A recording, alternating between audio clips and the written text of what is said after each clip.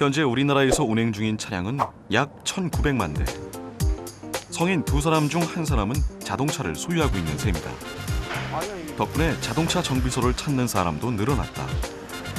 누구는 사고 난 차량을 수리받기 위해, 또 다른 누구는 자동차의 상태를 미리 점검하고 보수하기 위해 정비소를 찾는다. 하지만 가장 많은 비중을 차지하는 건 차량에 문제가 생기고 그 심각성을 느끼고 난 후의 경우. 시동은 켜졌는데 네. 차가 아무리 엑셀을 밟아도 나가지 않았고요. 그리고 저 차량 앞부분에는 배터리하고 저 요술램프 같이 생긴 거 있잖아요. 그게 좀 불이 좀 들었어요. 고속도로에서 갑자기 멈춰 섰다는 자동차. 시동 한번 걸어볼래?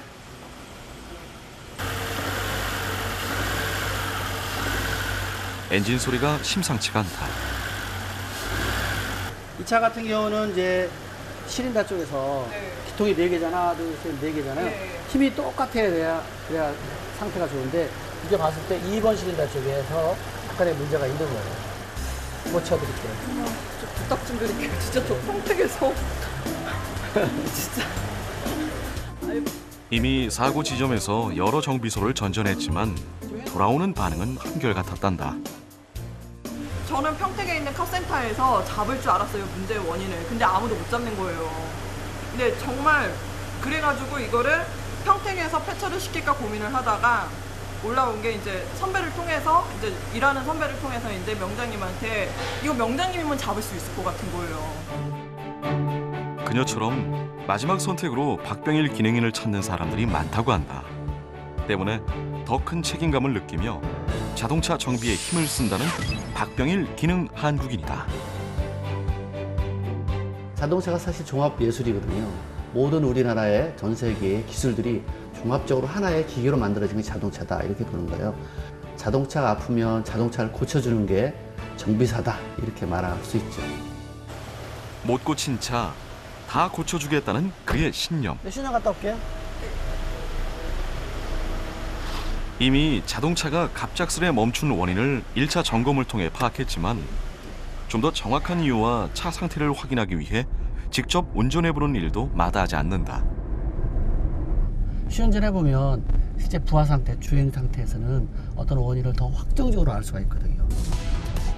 주행 중 자동차 계기판 경고등을 통해 엔진 오일 상태나 배터리 전압 문제를 확인하고 차량의 소음이나 진동을 통해 엔진의 이상 유무 등을 알 수 있기 때문에 시험 운전은 필수란다.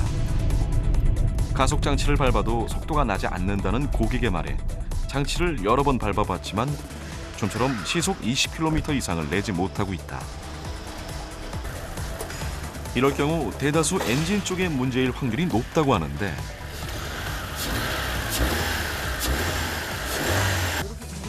오일핀을 살짝 꼽아 엔진의 진동 상태와 주기를 확인하는 박병일 기능인. 이거는 분명히 2번 시린다가 노킹 현상 생겨서 불규칙하게 움직인다는 걸 찾아낸 거죠. 계속 이게 사이클이 이렇게 가다가 툭툭 한번 툭툭 이렇게 쉬니까 계속 그 사이클이기 때문에 우리는 이제 확정적으로 아는 거죠.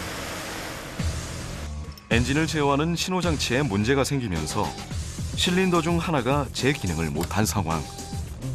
문제가 된 부분의 시스템을 수리한 후 다시 한번 상태를 확인해보니 확연하게 떨림이 줄어든 것을 볼 수 있었다.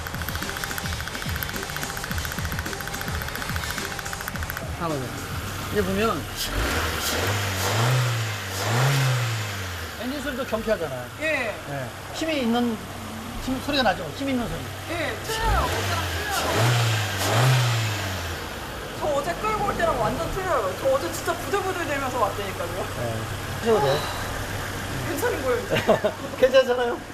이제 직접 운전해 보시고 보시면 될 거예요. 아니 어제 좀 약간 지금 뭐 가속도 하고 지금 상태 좋잖아요. 그래서 진짜 아주 생쇼를 다 했어요. 감사합니다. 진짜 감사합니다. 이제 괜찮아서 이제는 안심하고 타주면 돼요. 고가의 부품 교체가 아닌 단순한 신호 프로그램 수정 덕에 수리비는 단돈 12만 원. 이게요 뭐냐면 감자예요. 명월 감자예요. 그리고 이거는 이거는 직원분들이랑 이따가 저기 일하시다가 배고프시면 쪄서 드세요. 이러면 좀 어떡해요. 이거는 좀 파실파실해가지고 40여 년을 묵묵히 자동차 정비의 길을 걸어온 박병일 기능인이 정비사로 가장 기쁠 때는 바로 이런 순간이란다. 난해하고 그 차 거의 차가 폐차될 지경에 있고 그 차를 포기한 상태에서 포기하지 않게 하고 또 그 사람이 굉장히 행복한 모습으로 갈 때 그 모습을 보면 어떤 직업보다도 사람들한테 행복을 주는 직업 아닌가라는 생각하기 때문에 저한테 자동차라는 것은 다른 어떤 직업보다도 큰 의미를 갖고 있다 이렇게 볼 수 있습니다. 수리를 끝내고 한숨 돌리는 사이 정비소에 또 다른 차량이 입고되었다. 운전할 때마다 심한 진동을 일으켰다는 차량. 목포에서 이미 여러 정비소를 전전했지만 원인을 찾지 못해 여기까지 왔단다. 역시 생각보다 잘 잡히지 않는 문제점. 설상가상으로 정비 도중 시동마저 멈춰버렸다. 다시 한번 차량 내부를 살피지만 도무지 짐작이 가지 않는 차량의 상태.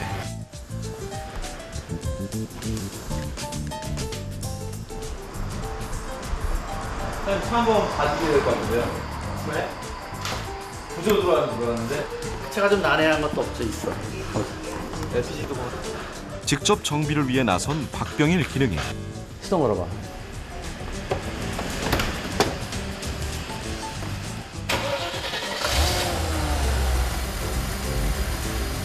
차량 내부를 들여다본 지 1분 정도 지났을까. 툭툭툭 움직이잖아. 이게 보니까 원래가 휘발유 차인데 이거 LPG를 개조한 거야 이거. 이거 개조해가지고 다시 휘발유로 원위치 시켰단 말이야. 다시 휘발유로. 다시 원위치다 보니까 인젝터가 그동안에 작동 안 하던 게 LPG만 쓰다가 작동 안 하던 게 연료량을 정확하게 분사를 못 하는 거지. 그러다 보니까 지금 현재 부재현상 생기는 거잖아. 이건 인젝터 갈아야 돼. 이거. 그리고 이런 거 이거 다 띄워버려야 되는데, 이거 그대로 다 설치했네. 기술자들도 찾긴 찾는데 아무래도 시간이 좀 걸리는 거가 좀 차이가 많이 나죠. 사장님이 찾는 게. 네. 사장님은 어떻게 받으실까요? 아니 뭐 아마 오래됐으니까는 보면 알죠, 뭐 사장님이야. 쳐가면. 네. 내친 김에 수리까지 나선 박병일 기능인. 어휴, 탑을 많이 꼈어. 시커매.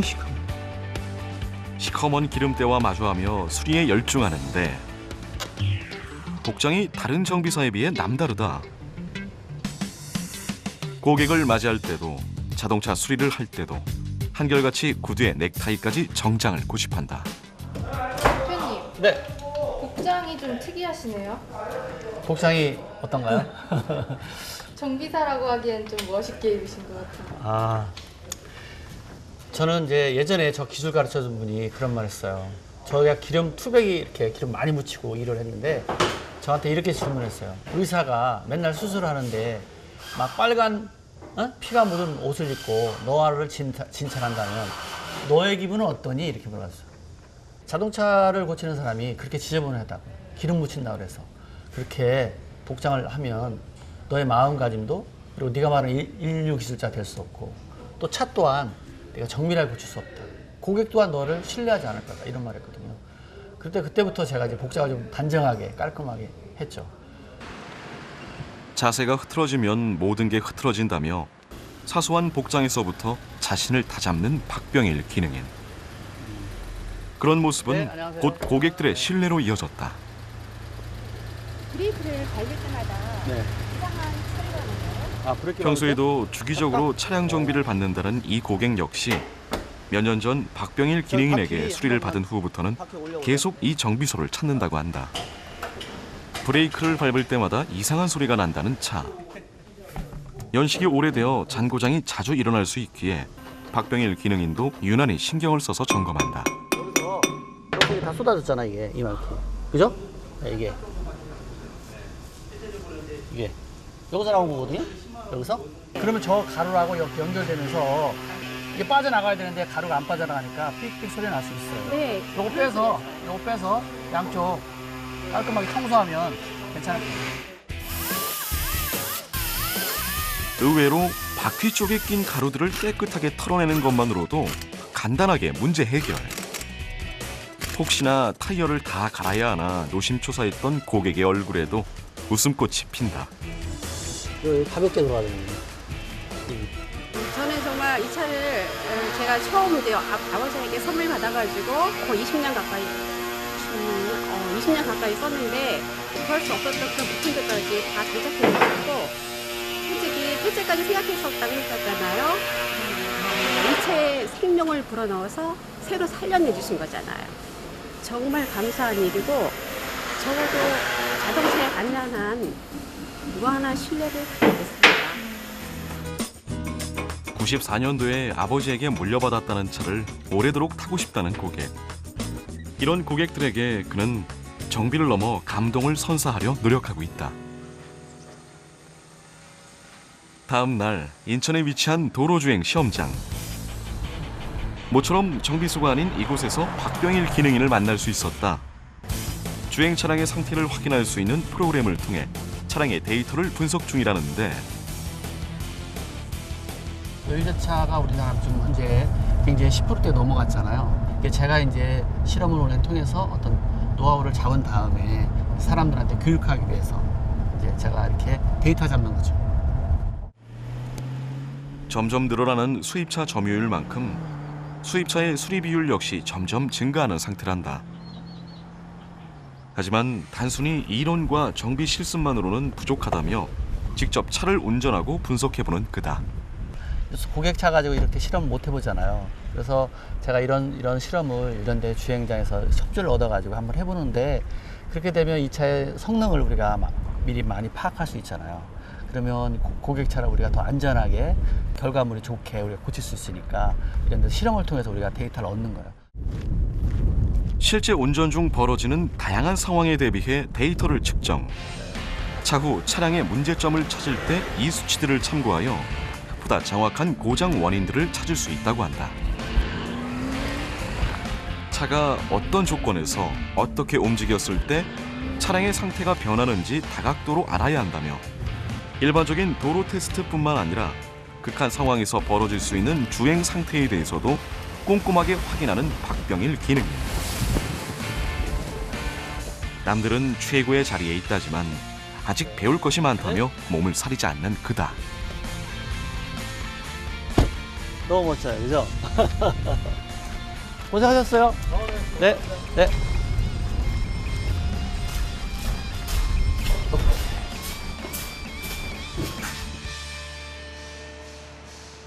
매번 새로운 기술을 익혀야 한다고 말하는 박병일 기능인. 그가 이렇게까지 자동차 정비에 매달리는 데는 이유가 있다. 그의 사무실을 가득 메우고 있는 자동차 서적들. 그 속엔 그간의 추억과 힘들었던 세월이 고스란히 담겨져 있다. 처음에 얻었던 책들, 이런 책들이죠. 이거는 뭐 거의 다 달아가지고 지금 없죠, 그죠? 네, 제가 처음 봤던 책들이고요. 최고의 자동차 정비사가 되겠다며 닳도록 보았던 자동차 백과사전. 그리고 이 책도 보면 이렇게 가만히 어느 날 보니까 내가 참 힘든 시절도 있었나 보다 이렇게 생각이 들더라고요. 뭐 이런 것도 써놨더라고요. 그러니까.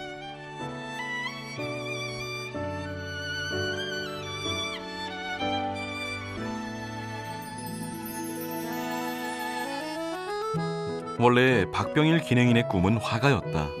공부도 곧잘해 부모와 선생님의 기대를 한 몸에 받았지만 급격하게 어려워진 가정 형편 때문에 학교를 그만두고 버스회사 정비공으로 들어가게 되었다. 기술을 빨리 배워서 할 수 있겠다 이 생각이 들었는데 들어가 보니까 너무 힘들더라고요. 제가 생각했던 상상 이상이었어요.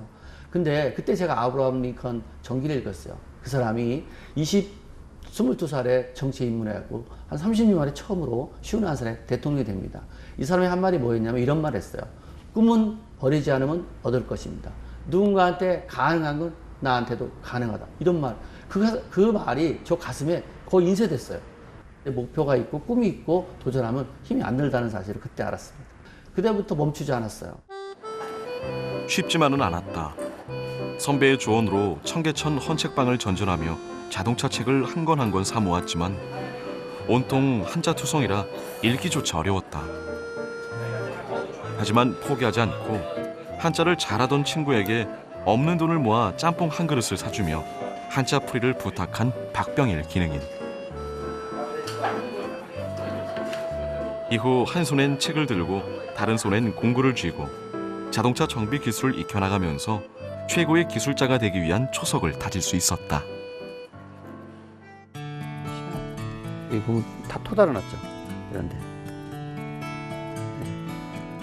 지금도 틈틈이 자동차 기술 서적을 탐독한다는 그. 남보다 어려운 환경, 학벌 때문에 한때 뒤처진 때도 있었지만 그것마저 자신을 키우는 발판으로 삼아 이 자리까지 올 수 있었다. 어떻게 보면 제가 여기까지 달려올 수 있었다는 건 열등감 때문에 그래요. 남들보다 학교 많이 못 배웠다. 그 다음에 다른 공부 많이 못했다. 이런 열등감이 있으니까 그걸 남한테 보여주기 싫으니까 나는 새로운 나만의 무기를 만들어야겠다. 그것이 자동차였고 또 자동차만큼은 내가 어떤 건 나는 다른 사람한테 질 수는 있지만 자동차만큼은 내가 누구한테도 안 지겠다. 이런 것을 하다 보니까 자동차를 끊임없이 노력하게 되고 새로운 기술을 하면 그거를 꼭 내가 가져야만이 잠이 오고 가져야만이 내가 편하니까. 그래서 열등감을 가진 사람한테 얘기하고 싶어요. 그것은 바로 다음 단계 능력을 주는 바로 시작이다라고. 새로운 기술이 나오면 시간을 투자해서라도 자신의 것으로 만든다는 박병일 기능인. 그렇게 익힌 기술을 필요한 사람이 있다면 아낌없이 나눠주었다. 물과 기술은 고이면 썩기 마련이라며 많은 사람들이 알고 연구해야 더 좋은 기술이 나온다는 게 그의 지론이다. 이렇게 잡고 풀면 은근히 풀잖아. 이게 힘들어요. 사실은. 풀을 때는 파이프를 이렇게 툭 치면 돼. 어떤 공부를 하는 사람은 올라가 있고 기술직은 더 밑으로 있었는데 그런 틀을 제가 깨주고 싶었어요. 그리고 같은 동등급이다라는 걸 보여주고 싶어서. 그러면 두 번째가 뭐냐면 능력을 갖게 만들 수밖에 없어요. 그래서 내가 그 사람들한테 나한테 배우는 사람들 그 능력을 제가 만들어 주려고 하는 거죠. 젊은 기능인들이 보다 대우받았으면 하는 바람.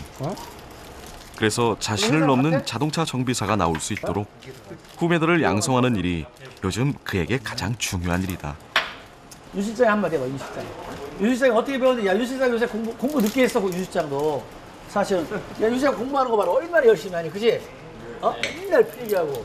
나는 내가 정말 제일 절실했을 때가 뭐였냐면 이제 기술을 배우러 들어갔는데 나한테 이제 내가 일을 맨날 도와주니까 100원을 줬어. 100원. 그럼 라면이 20원이야. 그럼 라면 5개 살 수 있었어. 그래서 라면을 2개만 샀어. 그리고 60원은 적금을 했어. 그러니까 하루에 라면 2끼만 먹는 거지. 라면 2개만 먹고. 이제 그런 상황이 되니까 사람이 절실해지더라고. 나 이거 빨리 탈출해야겠다. 그리고 나 빨리 밥을 먹어야겠다. 내가 이 상황이 되면 계속 라면이나 먹게 생겼다. 이 생각이 들었어요. 그러니까 한마디로 눈에 한번 불이 번쩍번쩍한 거지. 그지? 모든 걸 내가 받아들이려고 하고 그래. 이거 우리가 기술을 빨리 배우고 잘 배우고 안 배우고는 절실함 속에 있어. 하여간 나한테 있는 동안에 정말 많은 걸 나한테 뺏어가야 돼. 이렇게. 그지? 그 그릇을 갖고 오란 말이야. 큰 그릇을. 담을 수 있는 그릇을. 알았지? 요만한 거 갖고 와서 말이야. 물 한 컵 마시지 말고. 알았어? 이따만은 달아 갖고 와. 많이 퍼줄게. 오리온 그거 줄 거냐? 방황하는 후배들의 마음을 다잡는 것도 그의 목. 자동차 쪽으로 간다고 하면 이 산업이 끊이지 않는 이상 너희들을 계속 찾을 거다. 그리고 정진하라, 해라, 기본에 충실하면서 경제해라. 그런 얘기들을 하시면서 너희들의 능력을 우선 여기서만 끝내지 말고 더 넓게 한번 찾아보라고 하시면서 애들 상담도 많이 해주시고. 현장 실무와 이해하기 쉬운 정비 사례를 통해 후배 기능인들이 보다 빨리 자립할 수 있도록 길을 열어주고 싶다는 박병일 기능인. 여기가 매달려봐. 네가 살짝 하면 안 되고. 야, 봐. 너 살짝 매달리고 있으면 이게 달라지지? 이게 무게에 따라서 엄청 변하는 거야, 이게. 녹색이 이렇게 들어오도록 맞추는 게 맞다는 거야. 할 수 있지? 이거 조정하면 돼. 와서 들여다보자. 보자. 이리 와봐. 자, 봐봐. 이거 리프트 봐봐라. 너 이렇게 뜨면 안 된다는 거지. 봤어? 이렇게 놓고 작업하면 안 돼. 이거 굉장히 위험한 거야.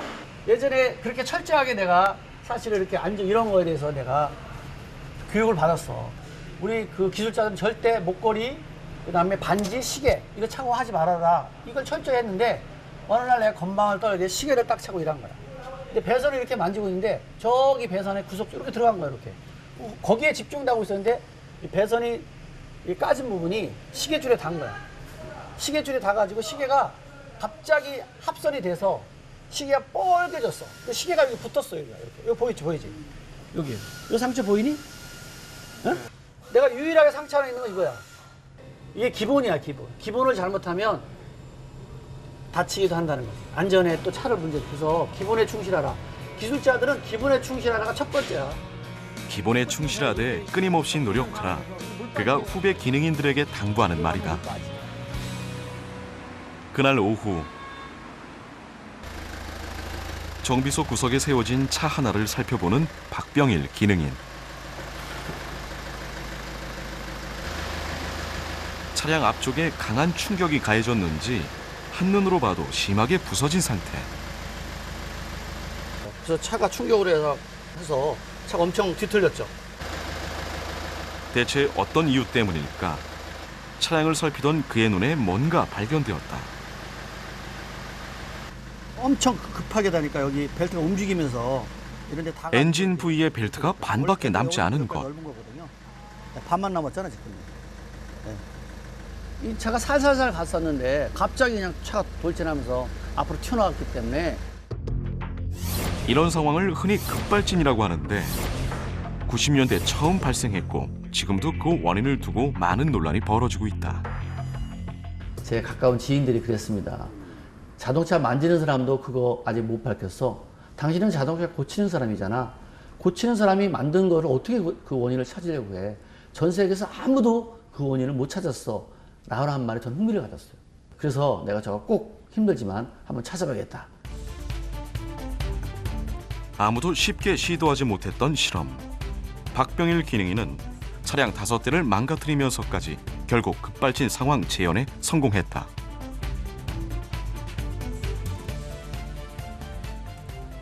소비자들이 많이 억울해하는 부분들이 많잖아요. 그래서 제조사는 아니라고 하고 소비자는 기라하고 그러면 둘 중에 누군가는 옳고 누군가는 그런 거잖아요. 그래서 제가 그거를 좀 증명해 주려고 찾는 거죠. 자동차에 관해서만큼은 최고가 되겠다는 일념으로 연구를 지속하는 박병일 기능인. 정확한 급발진 원인에 대해서는 좀 더 연구가 필요하다며 현장에서 보고 배운 것을 토대로 언젠가는 급발진에 대해 명쾌하게 답을 내리고 이를 토대로 운전자들이 안전하게 자동차를 탈 수 있는 시스템을 구축하길 기대한다.